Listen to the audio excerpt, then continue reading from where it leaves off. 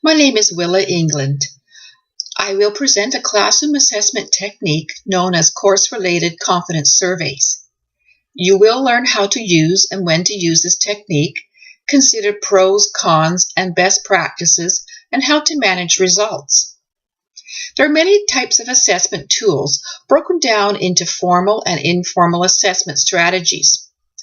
Formal assessments are done at the end of a course, assigning a grade, while informal assessments are done throughout the course and provide information on evidence of learning.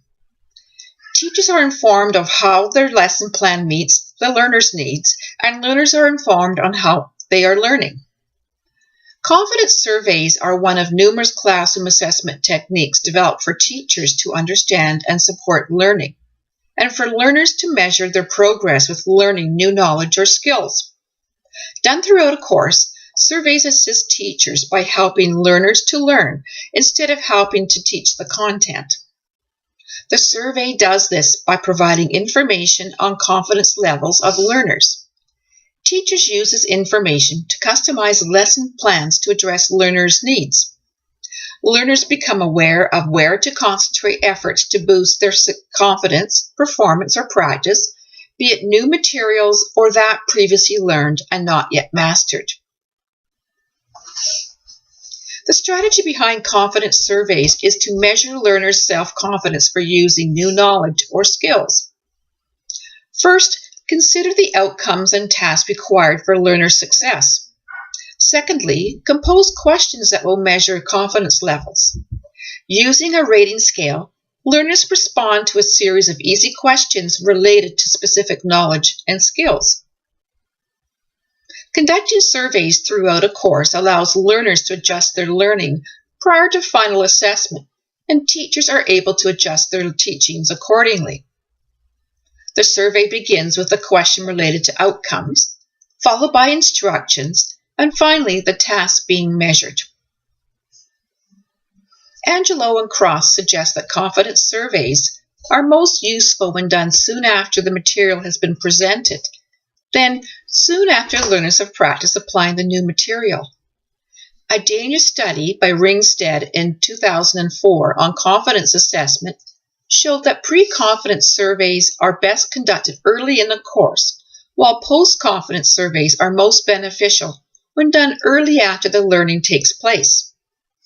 Ringstead asserted that timeliness of pre- and post-confidence surveys significantly affects the quality of the data returned and also with the development of confidence. There are limitations of using confidence surveys.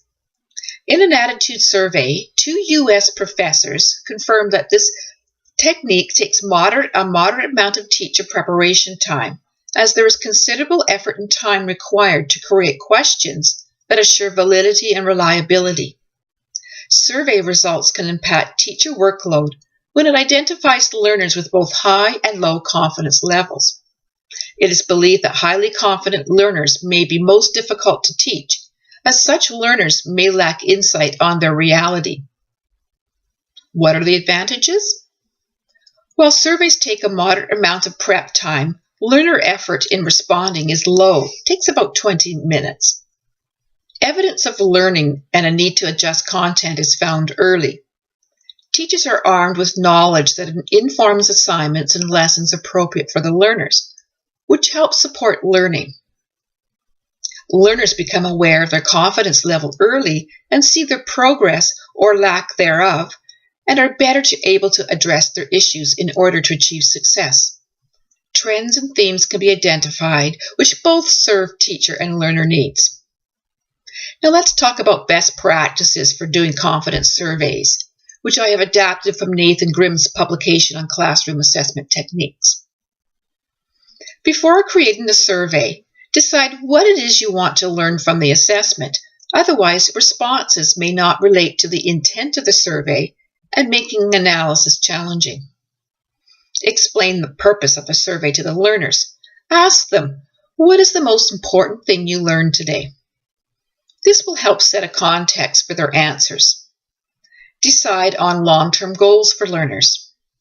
Conduct assessments throughout the course and use the results to adjust content to meet learner needs.